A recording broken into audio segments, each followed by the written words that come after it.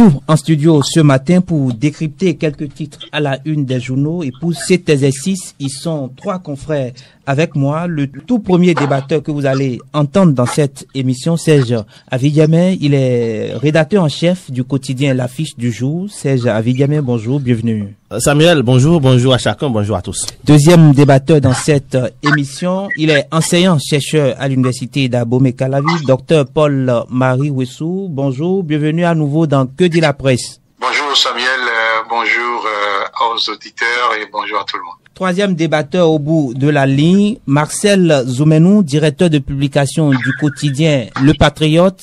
Marcel, bonjour. Bonjour Samuel, bonjour Paul-Marie, bonjour Serge.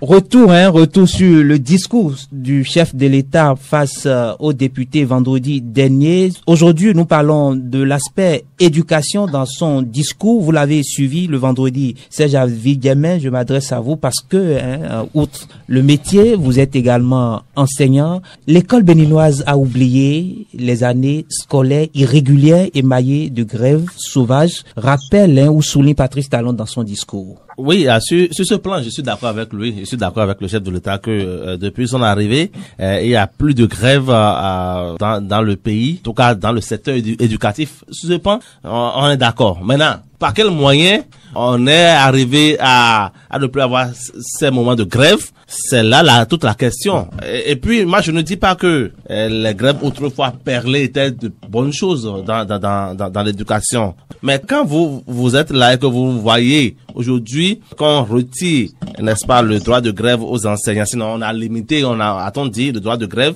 On a encadré.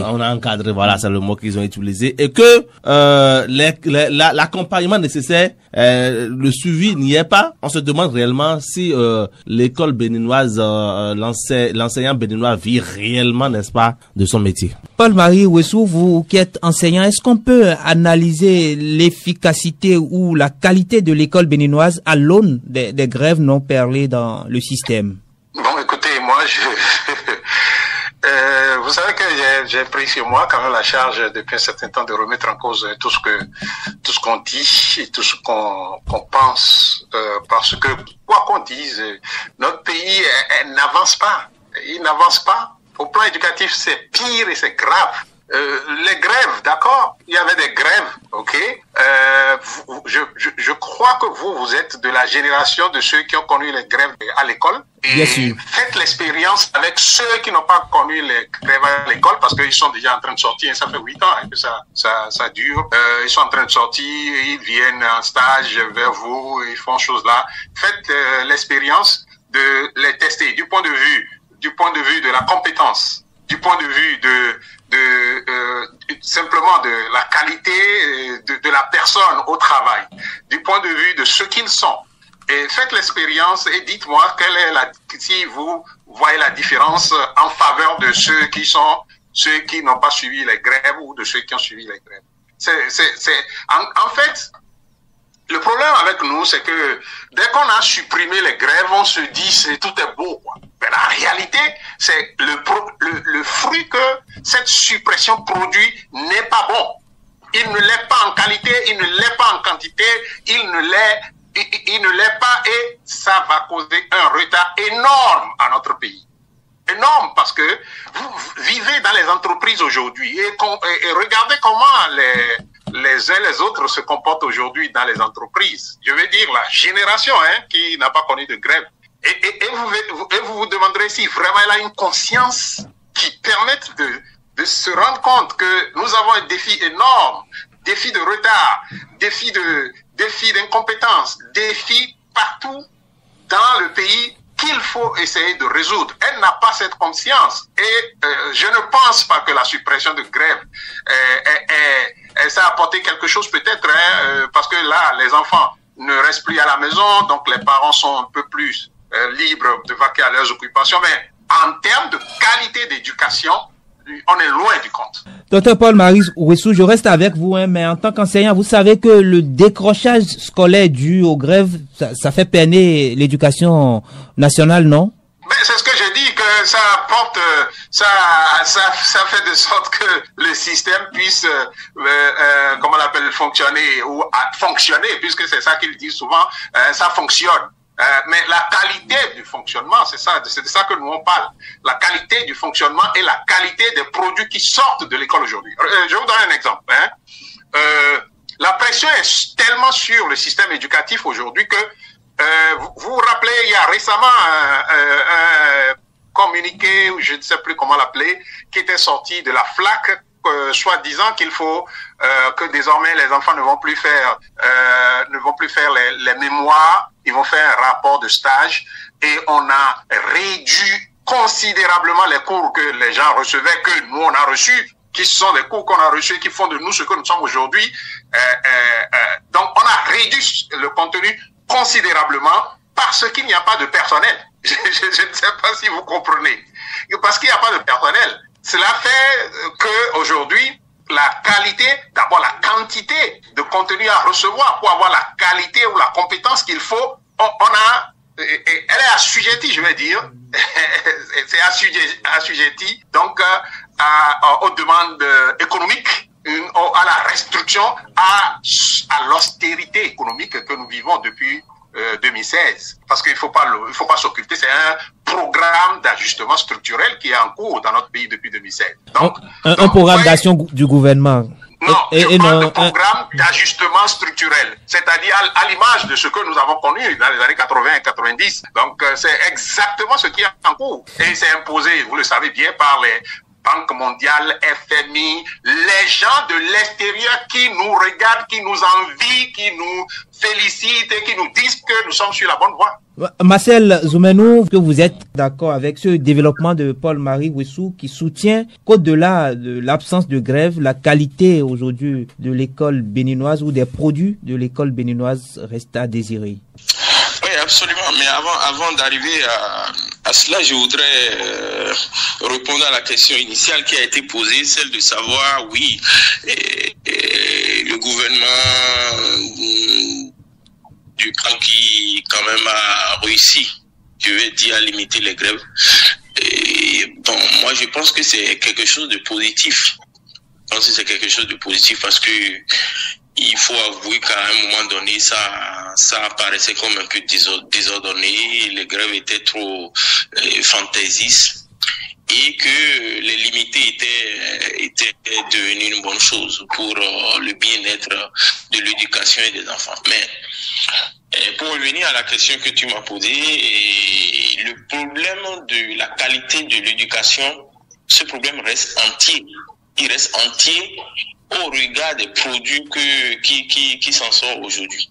Je crois que au-delà de la question de la grève, qui n'est qu'un pan des nombreux problèmes qui se posent au secteur de l'éducation aujourd'hui, il faut, avant de se réjouir qu'on a réussi quelque chose, voir aussi les autres aspects. Quels sont les curricula de formation que nous avons aujourd'hui? Voilà un débat très important. Est-ce que nous devons continuer à former nos enfants, à éduquer nos enfants sur la base des curricula qui sont là depuis 40, 50 ans? Et qu'est-ce que le Bénin en tant que pays qui aspire au développement, quel modèle de citoyen il veut fabriquer? Et ce modèle de citoyen qu'il veut fabriquer, l'éducation, l'instruction nationale, compte pour beaucoup dans cela. Et donc, c'est en fonction de tout cela qu'on doit redéfinir les choses.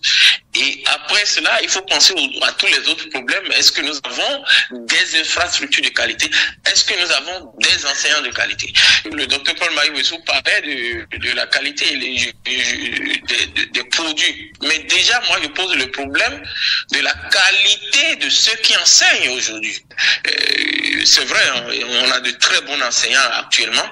Mais j'ose croire et dire que on en a également de très mauvaise qualité. Et donc, sur ces aspects, je crois qu'il y a beaucoup de choses à dire au-delà d'avoir limité les grèves. Le secteur de l'éducation n'est pas encore sorti de l'auberge. Serge, à Vigamin, vous qui êtes sur le terrain, Marcel vient d'affirmer qu'il y a de très bons enseignants, mais également il y a peu qualifiés qui sont appelés à la tâche. Il n'a pas tort.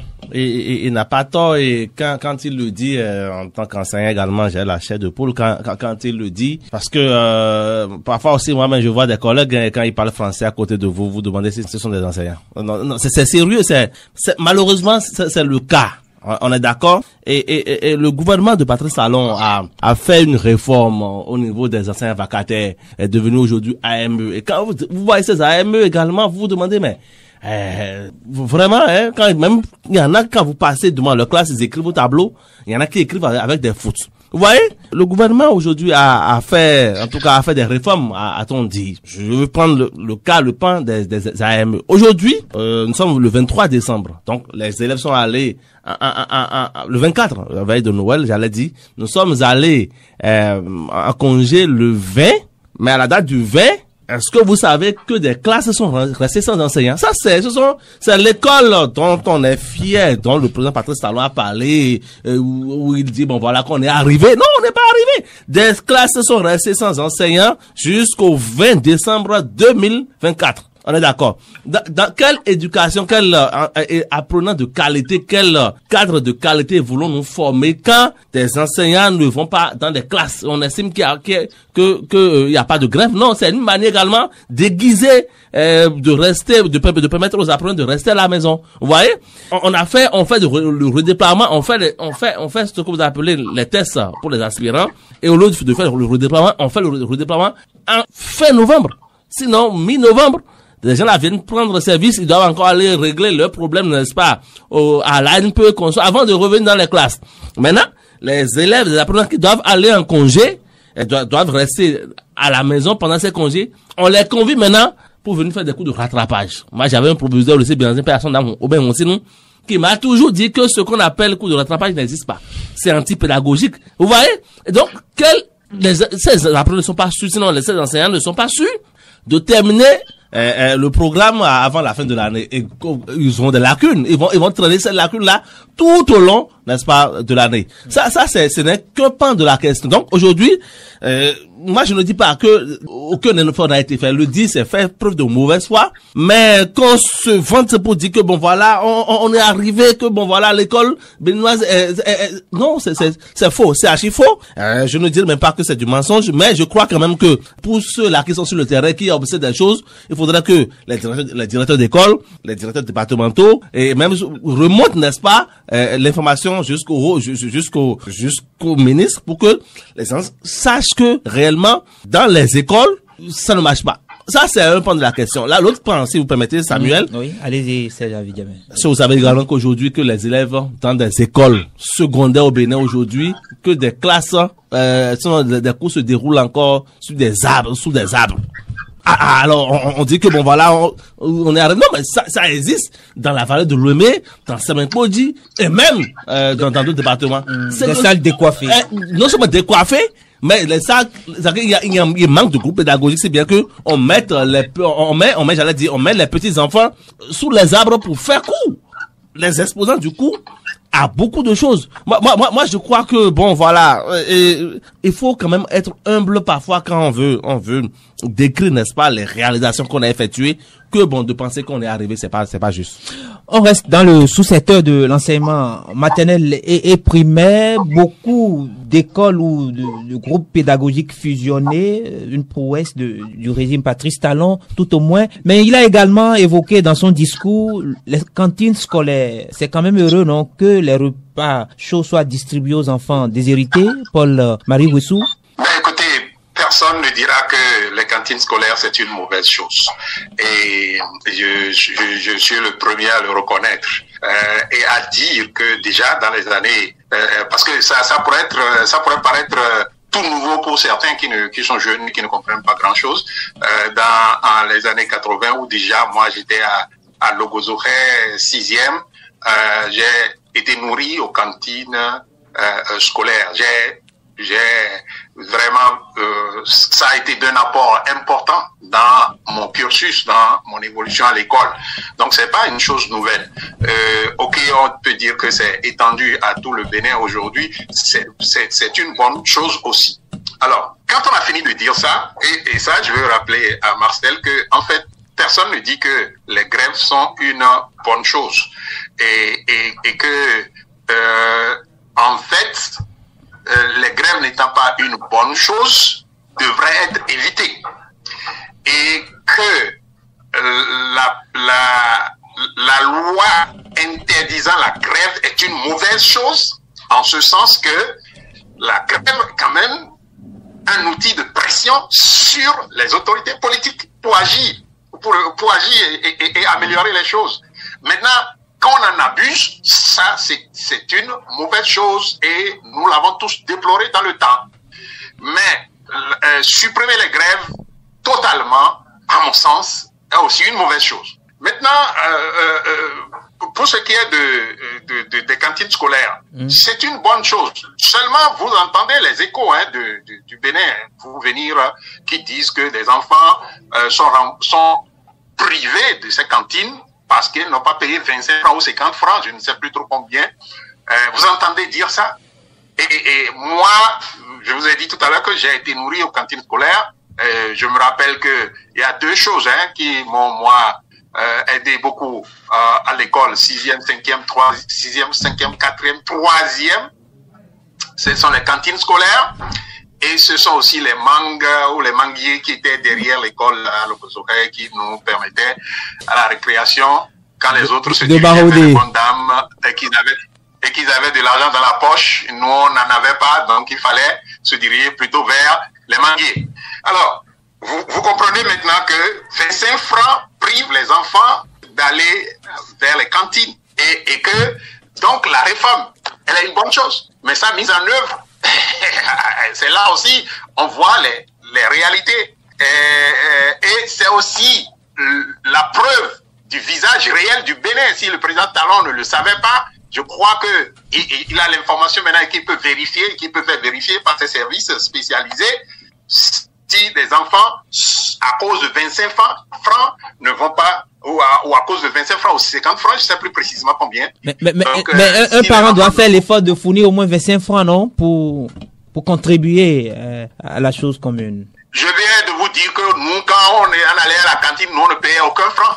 Aucun franc. Aucun franc. Soit vous voulez faire comment on appelle, une cantine payée et les parents savent que la cantine elle est payée, ou vous faites la cantine et surtout quand vous en faites un trophée politique, ou c'est ça qui est la une de vos réalisations, ben écoutez, vous devez faire de sorte que les parents se retrouvent là-dedans. Et les parents dont les enfants sont exclus parce qu'ils n'ont pas les 25 francs, je crois, n'ont pas entendu ce discours avec plaisir, n'est-ce pas? Marcel Zoumenou, pour Patrice Talon, plus de 1 300 000 écoliers béninois bénéficient d'un repas chaud par jour. C'est un effort à saluer, non? Alors, moi, je suis les statistiques déjà. Et le chef d'État, le jour-là, nous en a servi quelques-unes. Et moi, je mets un peu de réserve par rapport à ces statistiques. Je ne dis pas que le nombre d'enfants qui bénéficient des cantines scolaires aujourd'hui n'atteint pas ce nombre. Mais il faudra bien vérifier parce que comment souvenir ces gens de statistiques, c'est là-bas. On dit dans telle école, il y a combien d'enfants? Il y en a 200 peut-être. Et il y a cantine scolaire dans l'école. Donc ça veut dire que tous les 200 élèves bénéficient. Bon. Je sais que souvent on ne fait pas de nuances pour voir réellement si ces chiffres sont réels.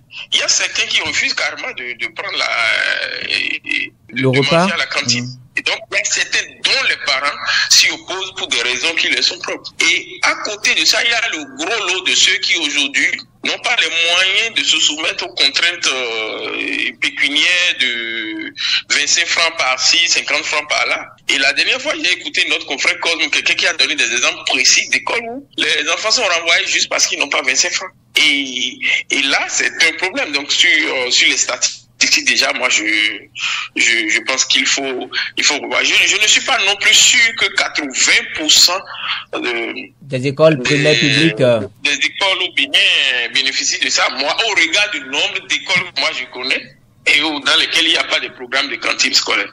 Ceci dit, je dois rappeler comme le docteur Ouessou que Moi-même, j'ai fait une école primaire dans Porto-Novo à la fin des années 80, 88, 89 jusqu'à 90. Où il y avait une cantine, Et déjà, à notre temps, on mangeait 2 repas chauds. Donc, il n'y a pas d'innovation. L'innovation aujourd'hui, au-delà du discours politique, pourrait être le nombre d'écoles qui sont imparties. Nous, on avait bénéficié de ça. Et comme il le disait aussi, nous, on ne payait rien. À l'époque, on ne payait rien. Et on bénéficiait de ça. Nous, on avait même 3 repas. Il y avait un repas, il y avait bouilli ou le thé le matin. À midi, on prenait un repas chaud. Et en rentrant le soir, il y avait quelque chose comme le goûter qu'on prenait. Et donc, moi, j'aurais souhaité que ces genres de programmes, si on veut réellement le faire profiter aux enfants qui vivent dans les milieux déshérités, qui viennent de parents très pauvres, que si on veut faire quelque chose, si c'est une gratuité, que ce soit une gratuité complète. Mais les contraintes de petits sous, 25 francs par-ci, 50 francs par là, mais je crois que le gouvernement doit réfléchir à ça et prendre peut-être des ressources pour subventionner et les charges qui font qu'on est obligé aujourd'hui de percevoir 25 francs ou 50 francs chez les enfants. Souvent, qu'est-ce qui est dit? On dit, bon, il faut faire face un peu à la charge de ceux qui préparent ou bien peut-être acheter du bois pour préparer ou bien des trucs comme ça. Mais le gouvernement pourrait évaluer ça. C'est pas tuant pour un gouvernement de prendre ça en charge et de rendre le programme réellement gratuit. Et parce que à ce niveau-là, ce n'est pas encore totalement gratuit. Il y a des parents qui se lèvent et qui n'ont pas 25 francs, qui n'ont pas 50 francs à donner à leurs enfants. Le programme doit être fait surtout pour ceux-là, que ceux qui en ont et qui ne trouvent pas la nécessité. Et je voudrais finir rapidement pour répondre au problème des grèves parce que j'ai vu le docteur Paul-Marie revenir sur ça. Moi, j'ai été toujours contre les lois qui limitent, non pas qui limitent, qui interdisent le droit de grève. Et je crois que à l'époque, cette loi, je l'avais combattue. Mais je dois reconnaître que ça faisait un peu de désordre de voir les grèves perler sur des mois, des semaines. Et ça, je crois que tout le monde doit reconnaître que c'était pas une bonne chose. Mais sur la grève, la limitation de grève, tout ça, je crois que c'est des choses à l'époque que moi j'avais combattu. Il faut laisser le système tel qu'il est et faire en sorte de régler le problème du travail pour qu'ils ne soient pas obligés eux-mêmes d'aller à la grève pour trouver satisfaction à leurs revendications. Serge Avedjamé, d'accord sur ces statistiques et pistes de solutions pour améliorer quand même, comme tout le monde le reconnaît, le repas chaud à l'école est important.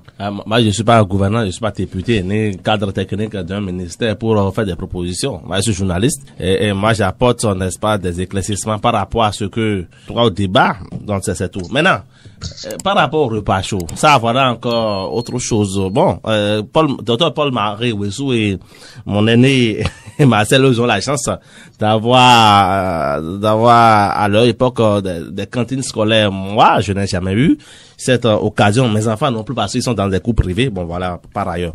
Mais Samuel, est-ce que vous connaissez la qualité, n'est-ce pas, des repas que les gens, ces enfants apprennent? C'est également ça. Parce que on nous a appris à l'époque, à l'école, que pour un repas équilibré, il faut tous les nutriments, les protéines, les lipides, les glucides, tout. Je crois bien, je sais pas fort en SVT. Mais aujourd'hui, ces repas-là, c'est des repas sans poisson.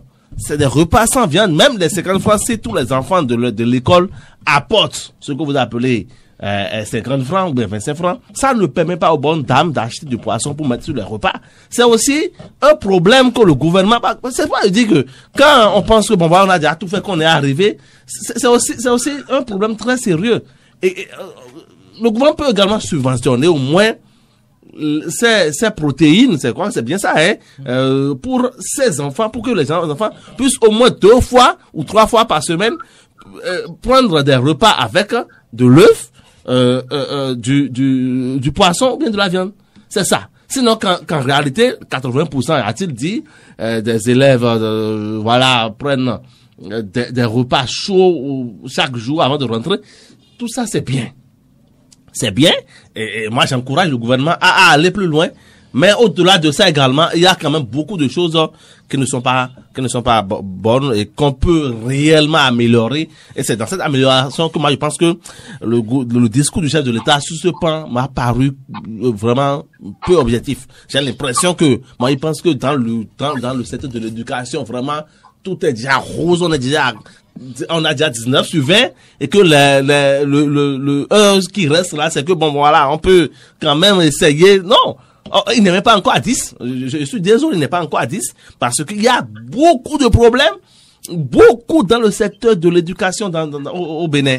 Vous voyez, les grèves qu'on a connues avant son arrivée ont peut-être eu un impact sur les résultats qu'il doit avoir aujourd'hui. Maintenant que lui-même est en train de faire des efforts, qu'il ne pense pas. J'ai dit tout à l'heure qu'il y a des écoles, des classes sans maître et sans professeur.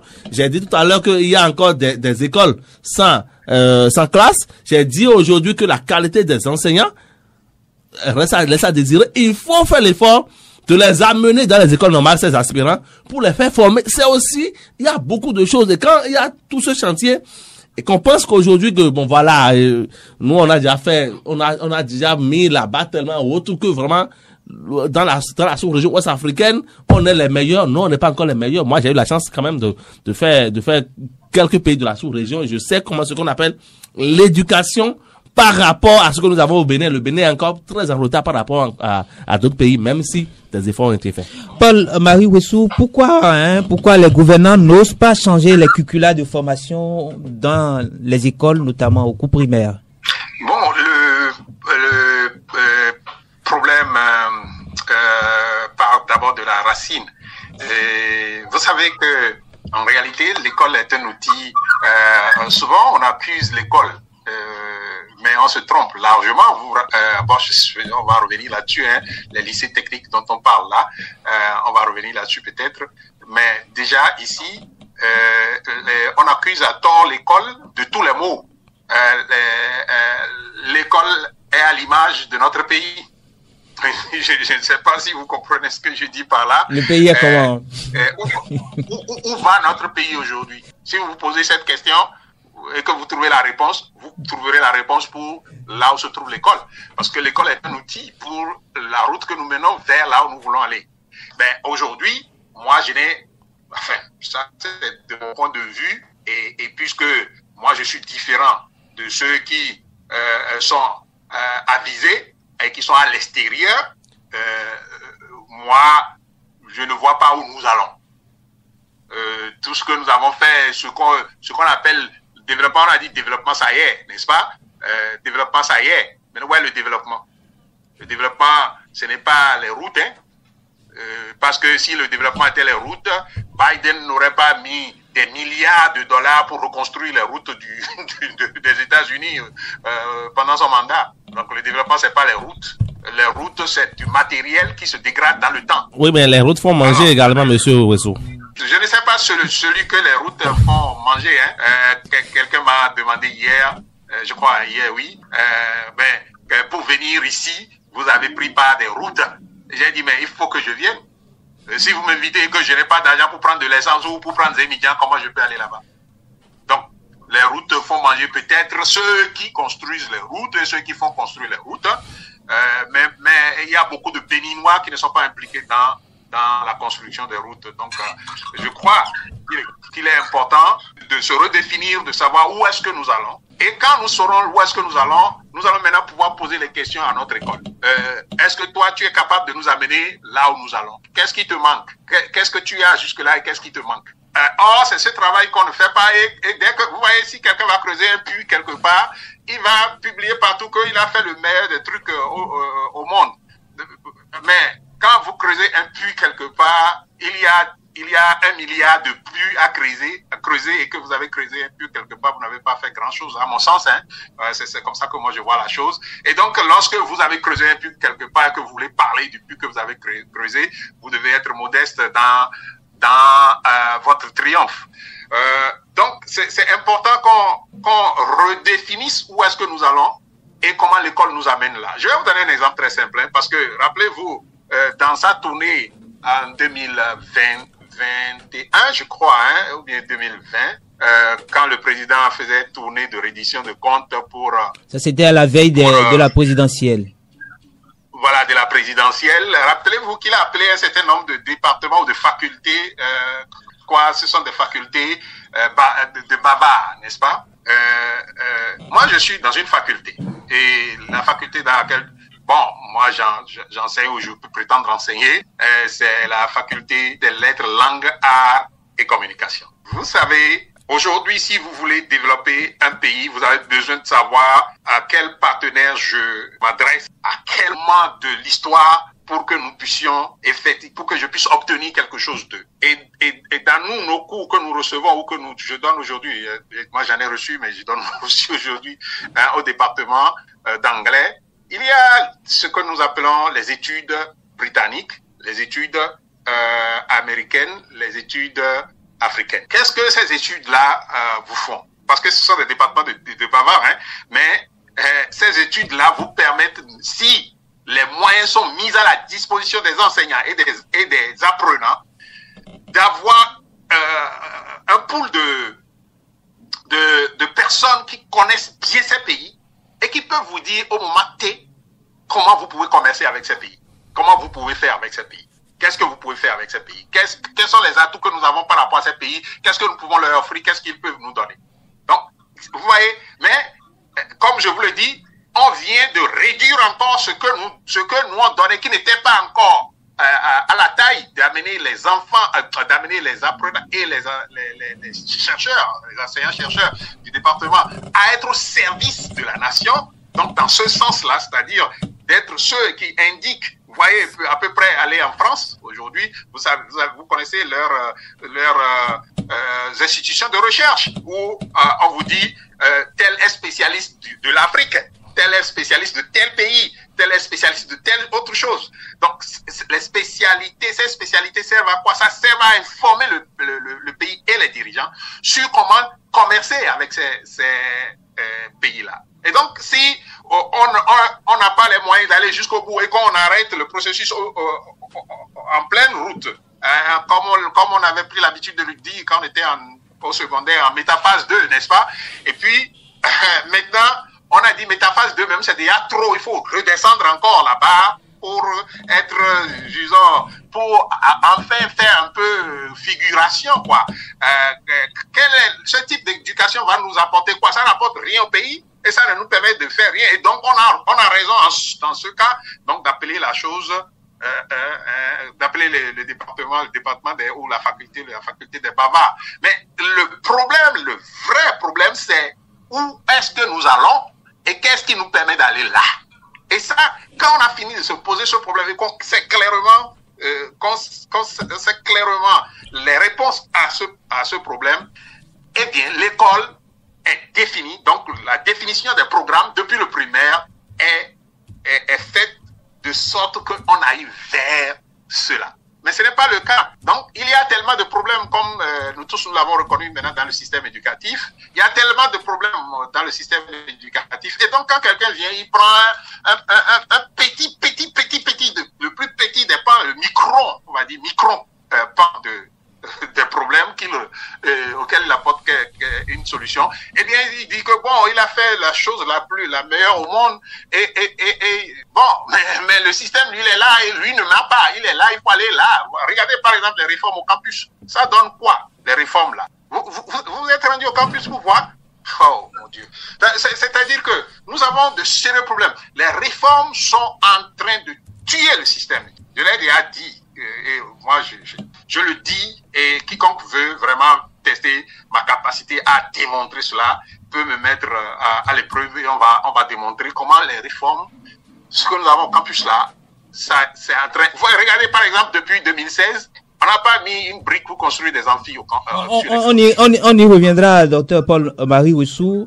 On va maintenant au sous-secteur de l'enseignement secondaire de la formation technique et professionnelle, Marcel Zoumenou, Patrice Talon, qui reconnaît que les lycées ne sont pas encore construits, mais annonce pour très bientôt la construction de ces lycées. Oui, ce n'est pas seulement cette seule promesse-là qui est devenue une promesse non tenus, il y en a plusieurs autres. Hein. Quand vous suivez très bien les discours du chef d'État, il y a plusieurs problèmes qui ont plusieurs promesses qui ont été faites mais qui n'ont jamais été tenues.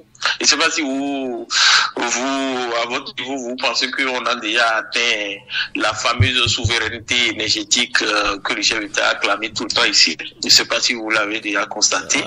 Mais moi, on a déjà vendu on a vendu également à la Chine, non, Marcel? Voilà, on en a tellement qu'on a vendu à la Chine, mais finalement, tous les Béninois se rendent compte que le délestage et les problèmes d'indépendance énergétique ne sont toujours pas réglés.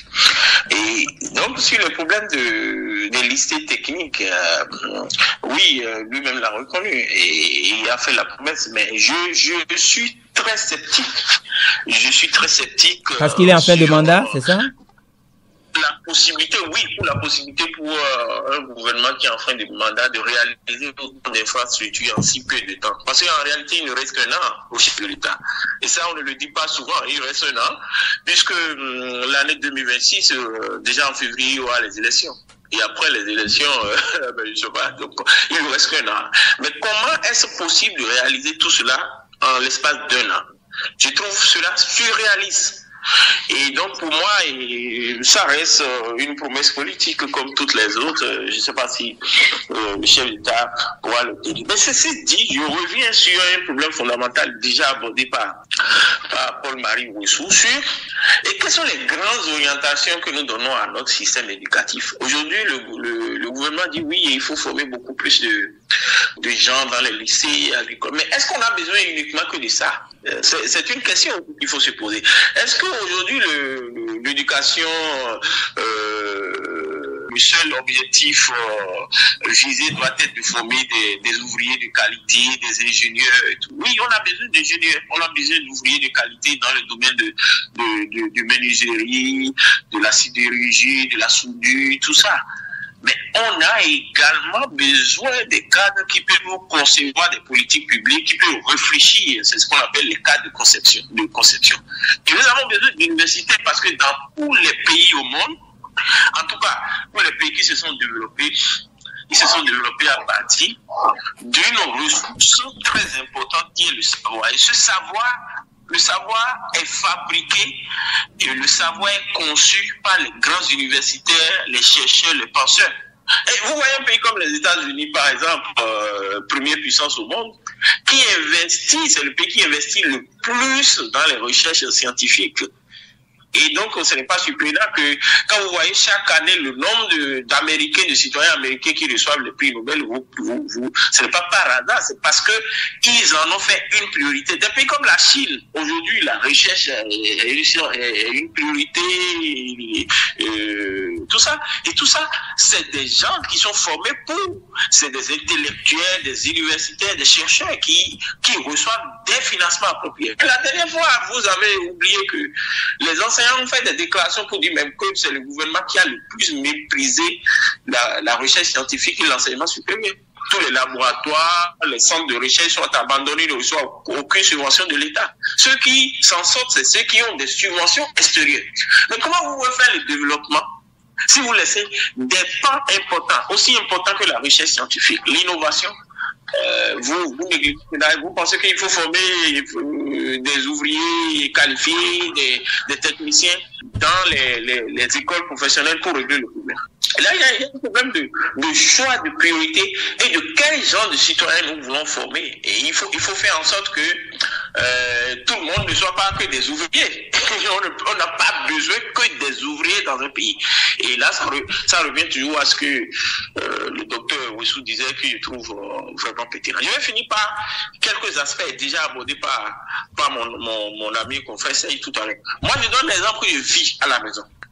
J'ai un garçon qui est en seconde, mais qui a fait le premier trimestre jusqu'à ce jour, je vous parle, qu'il n'a pas eu de projet de mathématiques. Et ça revient au problème du nombre d'enseignants qu'on a, de la qualité des enseignants et des problèmes d'infrastructure. Je crois qu'on a des problèmes d'infrastructure dans tout le pays. Le gouvernement actuel n'a pas fait de la construction d'infrastructures scolaires une priorité. On l'a constaté. Mais pendant ce temps, le nombre d'enfants, le nombre d'élèves, le nombre d'écoliers augmente chaque année. Et donc, c'est des problèmes à régler. Il ne suffit pas de dire, oui, on a donné à manger à 80% des enfants, oui, on veut construire des lycées techniques. Pour croire que le problème de l'éducation est réglé. Et je crois que le gouvernement doit revoir les choses et investir beaucoup plus dans l'éducation, prendre en main beaucoup de secteurs si réellement on veut faire de l'éducation le pilier de notre développement. Serge, à Vidjamé, l'enseignement secondaire, beaucoup d'aspirants à ce niveau, peu vont en formation. C'est inquiétant pour le système, non? C'est pas peu vont en formation. Aucun enseignant, aucun AME n'est en formation actuellement. D'abord, les éléments réclament. Le gouvernement a parlé attendez, de formation. Les éléments, attendez, Samuel, les éléments réclament d'abord leur reversement. Il faut d'abord qu'on les reverse et que depuis un certain temps, on donne des dates pour le reversement. Bon, on veut faire. Moi, j'ai l'impression qu'on veut faire de ces enseignants. C'est à des fins politiques, quoi. On est en 2026, s'approchant, on attend pour les reverser en masse pour que ces derniers deviennent un grenier électoral, n'est-ce pas, pour le candidat. Le potentiel candidat de Patrice Talon, on est d'accord. Donc c'est non, pour bientôt également. Non, je sais pas. Là, il y a un parti politique. Je veux parler de l'UP, le renouveau qui est allé au ministère au moment où on faisait les travaux pour dire bon dans 2 mois, ce sera hâté, les travaux seront remis, n'est-ce pas, au chef de l'État, il y aura un reversement. Les gens sont restés depuis février à l'époque jusqu'à bientôt février. Et sans nouvelles. C'est de ça qu'il s'agit. Au fait, j'ai l'impression que on politise souvent certaines choses parce qu'on estime que bon voilà, on veut faire de la récupération.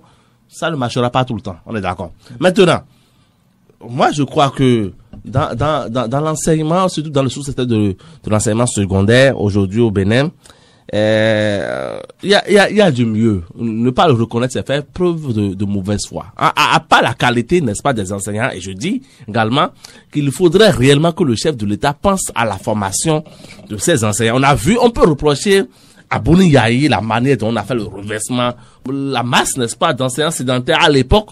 Mais ça a été fait. Même si lui est revenu faire une évaluation diagnostique, ça a été fait en son temps. Et ces enseignants ACDP aujourd'hui, FE, produisent du résultat, n'est-ce pas, sur le plan éducatif au Bénin. Et donc, on ne peut jamais, comment l'appelle-t-on, avoir des enseignants non formés et estimer qu'on va avoir de bons résultats. Encore que nous, on va à la correction. On sait comment est-ce que les présidents de jury viennent donner des consignes. Nous, on veut être premiers, n'est-ce pas, de notre département. Soyez larges. Ouais, je ne trahis aucun secret ici aujourd'hui. C'est de ça qu'il s'agit parce que chaque département veut être meilleur pour montrer, n'est-ce pas, au chef de l'État que nous dans notre département nous on travaille. Mais non, la qualité des copies que les gens corrigent tant dans les centres de composition, on ne peut pas avoir 50%, normalement on ne va pas avoir 40%. Mais pourtant, on a ces résultats à la fin, on dit bon voilà, le chef a travaillé, le gouvernement a travaillé, c'est un faux truc, on est d'accord.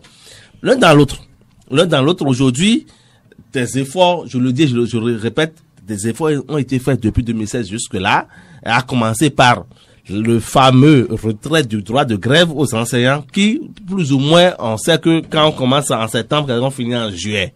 Mais après, il n'y a pas d'accompagnement. Aujourd'hui, avant de finir, parce que je ne sais même pas si j'aurai encore un autre temps de parole. Rassurez-vous, vous aurez un temps de parole.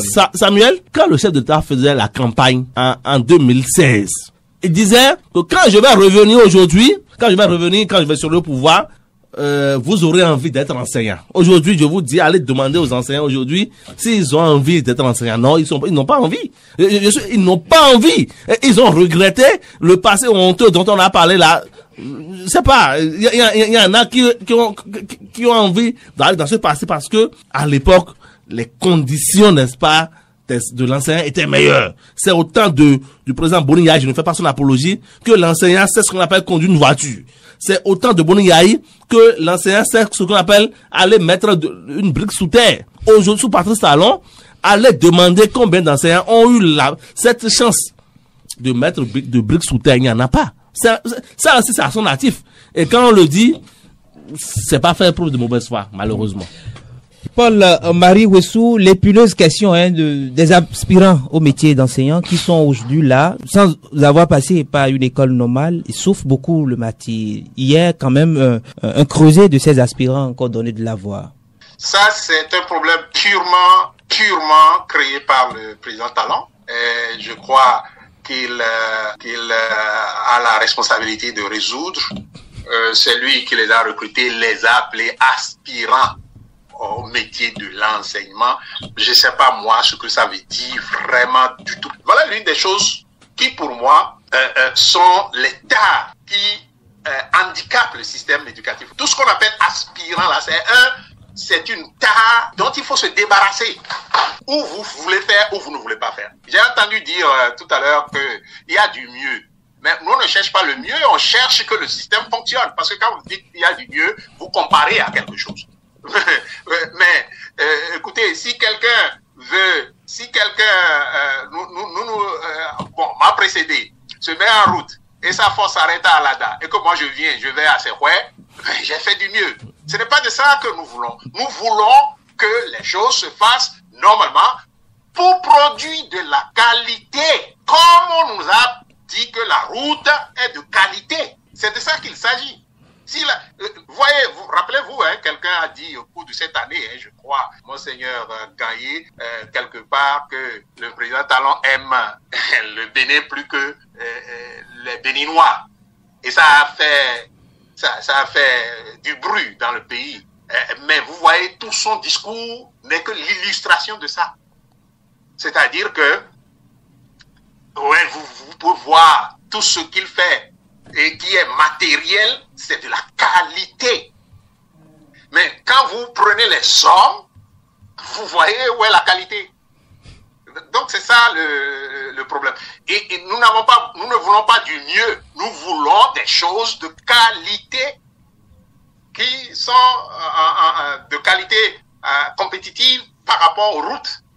Et l'éducation, le système éducatif, c'est extrêmement, c'est-à-dire si on doit comparer ça aux routes, le système éducatif, du moins les routes sont à 1 millionième des routes en termes d'importance. Les routes sont à 1 millionième du système éducatif en termes d'importance. La preuve simple, prenez un père de famille qui a 1 hectare par exemple. Et c'est là l'importance des choses que je crois manque à l'appréciation que nous avons de ce que nous faisons.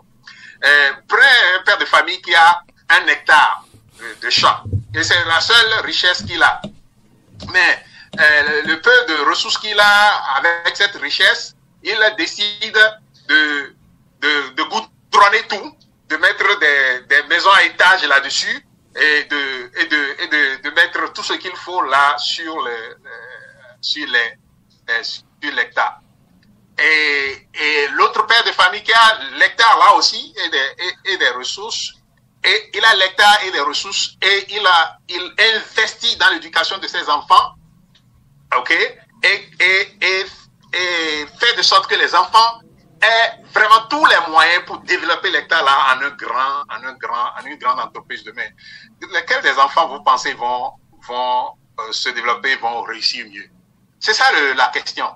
Donc, vous voyez, il y a à ce que l'État fait, il y a ce que le gouvernement fait, que ce soit Talon ou d'autres présidents, Yahi, avant lui et tout. Il y a à cela, à ce qu'ils appellent tous développement. Mais tous oublient, à mon sens, que le développement est un oiseau à 2 ailes. Fondamental. Les 2 ailes, c'est-à-dire, d'ailleurs, vous voyez, un oiseau ne peut pas voler s'il n'a qu'une aile. Et l'aile, la première, c'est ce qui est matériel, ce que nous voyons là. On construit des routes, on a construit, vous avez entendu, non? On a construit des cités administratives, on a construit ceci, on a construit bâtiment ici, on a construit cela ici. Ça, c'est l'aile matérielle, ça. C'est l'aile qu'on appelle tangible dans le secteur du développement. C'est ce qui est tangible, ça. Mais l'autre aile, qui est tout aussi fondamentale, c'est l'aile intangible.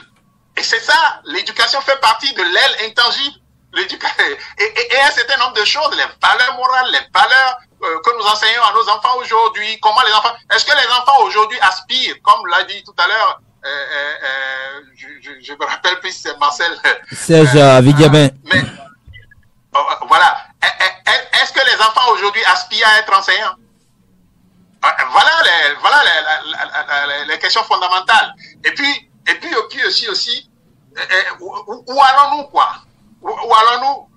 Vous voyez, un président viendra, va construire des routes, et je vous le dis, fondamentalement, ce qui fait développer un pays, quand on parle de développement, ça s'exprime en deux ailes. L'aile tangible, l'aile intangible. Et vous pouvez faire l'évaluation et constater que ce n'est que sur l'aile tangible que nous travaillons. Mais qu'en est-il de l'aile intangible, des valeurs intangibles? Bon, moi, je vais recommander aux Béninois et plus à ceux qui nous dirigent le livre de Mamadou Koulibaly. Le livre de Mamadou Koulibaly intitulé Leadership et développement africain. Les défis, les modèles et les principes. C'est un petit document, ça fait à peine 51 pages, voilà. Donc ça, si vous lisez ce petit document, vous allez comprendre l'importance de ce que c'est que les valeurs intangibles dans le développement.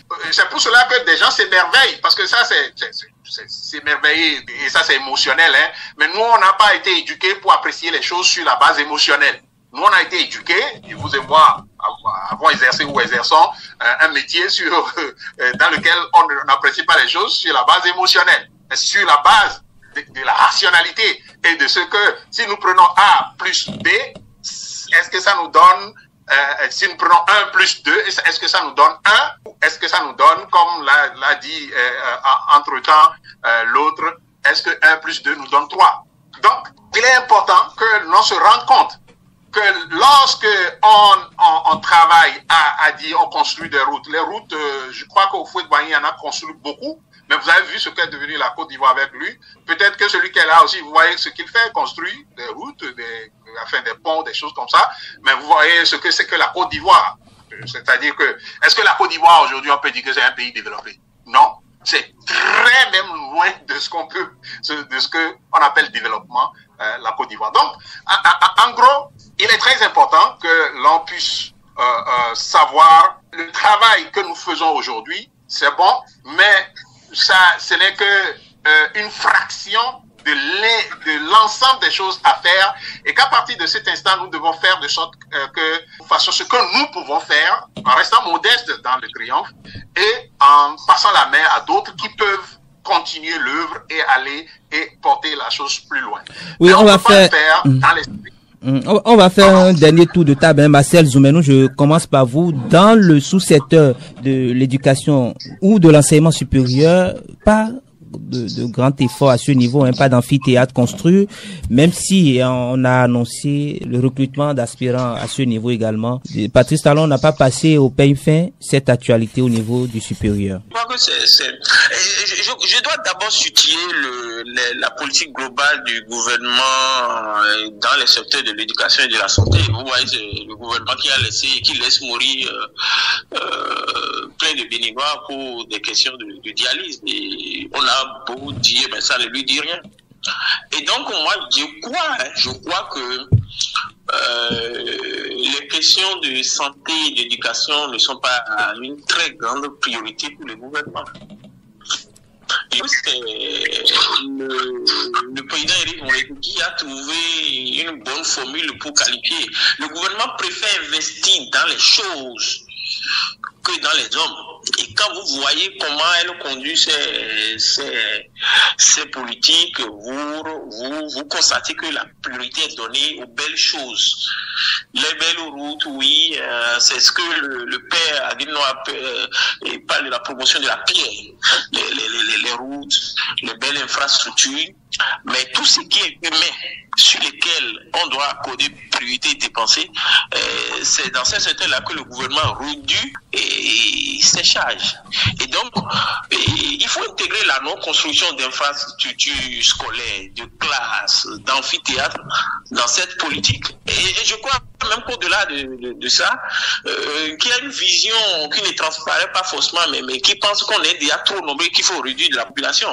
J'ai vu transparaître ces gens de propos dans les nombreuses interventions du chef d'État ou bien d'un autre membre du gouvernement. Et donc, à partir de ce moment où l'homme n'est pas à la priorité, c'est les choses. Et les gens investissent dans les choses, oui, les belles routes, les infrastructures.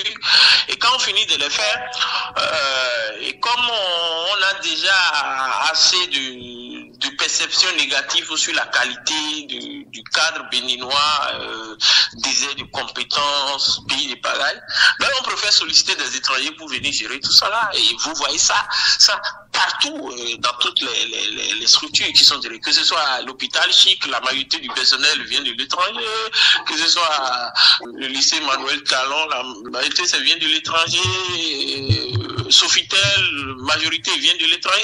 C'est ça. Parce que comme l'école n'a pas réussi à former assez de bons techniciens, ce que nous voulons faire maintenant en disant qu'on veut construire les lycées techniques, on n'a pas assez d'ouvriers qualifiés. Bon, on préfère faire appel à la ressource humaine de qualité de l'extérieur. C'est ça la philosophie. Et donc, la question que vous me posez, je ne sais pas ce qu'il faut répondre, mais je crois vous avoir répondu de cette manière-là en disant on n'a pas construit d'amphi parce qu'on n'a pas accordé de priorité à ça. On n'a pas recruté à l'enseignement parce qu'on n'a pas accordé de priorité à ça. On n'a pas amélioré les conditions de vie et de travail des enseignants parce que ce n'est pas une priorité aujourd'hui. C'est des secteurs dans lesquels on préfère réduire les charges de l'État aujourd'hui. Mais on peut mettre beaucoup de milliards pour faire des fleurs, pour faire des routes, de la bitume, du pavé.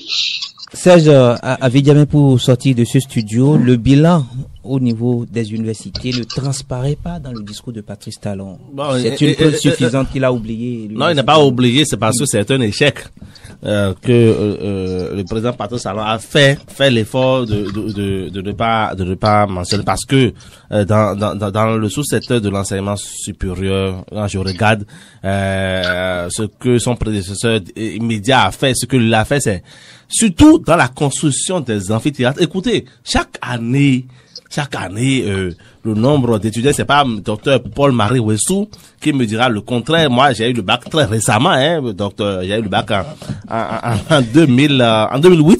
Et quand j'étais déjà au département des lettres modernes, on était déjà en première année, on était déjà à 1000. Vous voyez, non? Aujourd'hui, je me demande s'ils sont pas déjà à 2000 ou 3000. Vous voyez? Et il n'y a pas eu une seule pose de pierre depuis 9 ans à Bobé-Calavi, ni dans d'autres centres universitaires du pays. Comment peut-on produire des cadres de qualité si, dans ces conditions, les étudiants doivent travailler? Donc, quand vous dites que bon voilà, on a réduit, il y a plus des mémoires que doivent produire les étudiants pour leur permettre, n'est-ce pas, d'affronter, n'est-ce pas, les travaux de recherche, c'est normal parce que voilà, vous serez déçus, même vous-même professeur.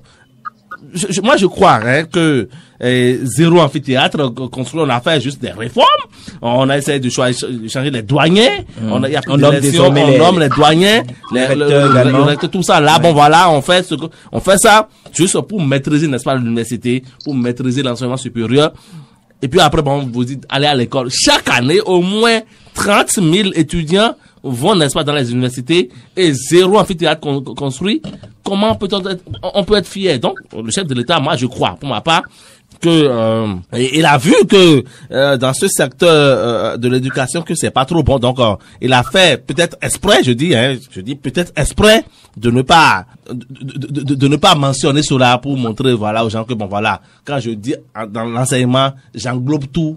Et quand en englobant tout, c'est que je dis, bon voilà, que les choses marchent, voilà. Paul-Marie Wessou, on finit par vous, votre sous-secteur ou votre milieu de prédilection. À l'université, tout va bien. C'est pour ça que Patrice Talon ne dit rien, c'est ça? Je crois que c'est de l'ironie que vous faites là. Ben écoutez, c'est ce que nous avons dit du primaire, du secondaire, c'est vraiment pas, on va dire que ça n'a rien à faire avec l'université, rien du tout à faire avec l'université. Il a dit qu'il n'y a pas d'amphithéâtre mises en place depuis que le président est là, mais c'est pire. C'est pire.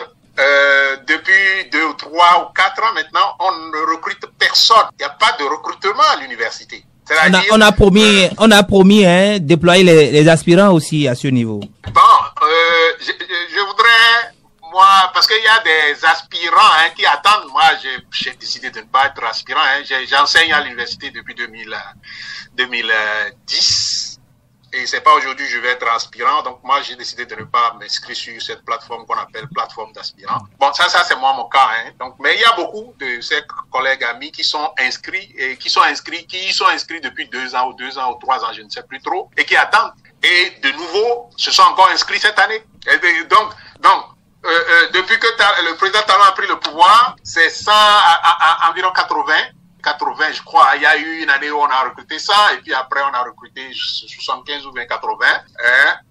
C'est 180 enseignants qui ont été recrutés pour les universités publiques, imaginez. Et Serge vient de le dire, et ils étaient 1000. Nous, quand on était à l'université, on était 80, là où le département de lettres modernes avait à peine 40, 20, 50. Je ne sais pas si vous voyez ce qui se passe à l'université. Nous, on était 80, ils étaient à peine 40, 50. Maintenant, aujourd'hui, ils sont 1000. Imaginez ce que le département d'anglais est aujourd'hui. Je ne peux pas dire les statistiques de façon réelle maintenant, mais pour les dernières statistiques où j'étais vraiment impliqué dans le département, et écoutez, c'est pas moins de 4000, 5000 étudiants entrés en première année dans une école de langue. Franchement, et face à ça, je vous dis, on a recruté que à peine 200 enseignants. Là où on recrutait près de 1000 policiers par an.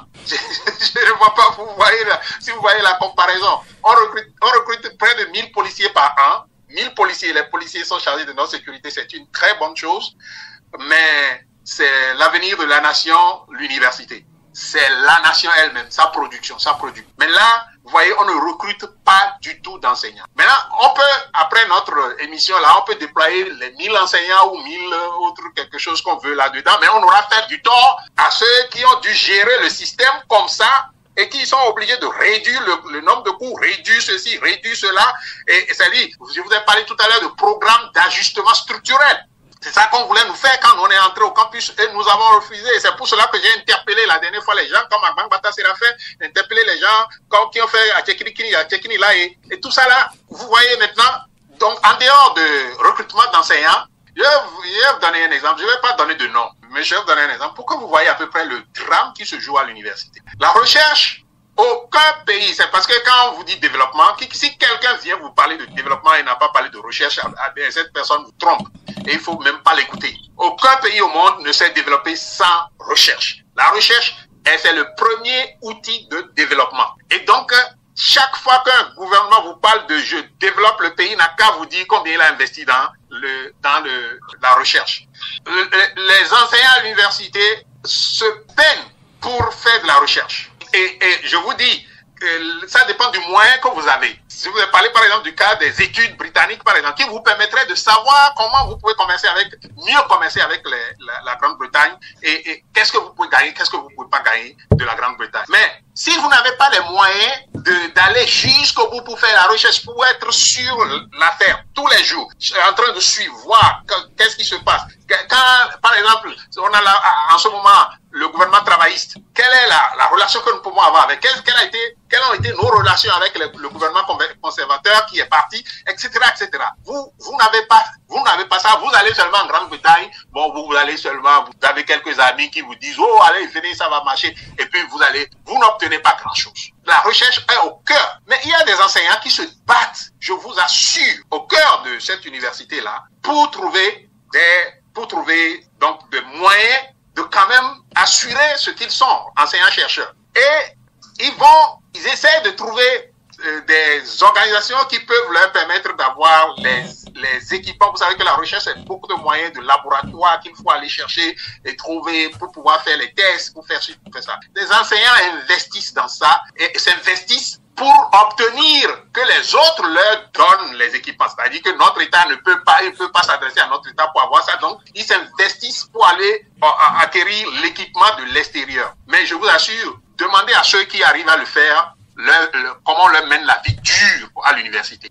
Ils peuvent même pas avoir une salle où déposer les équipements qu'ils vont acheter cher pour que les étudiants puissent être mieux formés. Ils peuvent pas. Vous avez une université qui n'a même pas une bibliothèque digne du nom. Franchement, c'est-à-dire que il y a beaucoup de choses à dire sur l'université. Moi, je pense que c'est simplement le président Talon. Il me donne l'impression de s'enfermer dans les appréciations, comme lui-même le dit, des gens qui sont à l'extérieur, qui nous observent, et dans les appréciations de ceux qui sont autour de lui, qui lui disent des choses vraiment ne se collent pas avec la réalité, qui lui disent des choses qui répondent à leurs besoins à eux, et il évite d'aller voir la réalité de près. Et s'il veut vraiment voir la réalité de près, nous on peut lui apporter beaucoup d'informations. Et il peut changer beaucoup de choses encore dans un an, l'année qui lui reste à faire. Il peut changer vraiment beaucoup de choses. Merci à vous, Dr Paul Marie Ouessou, d'avoir été des nôtres ce matin. Merci également à vous,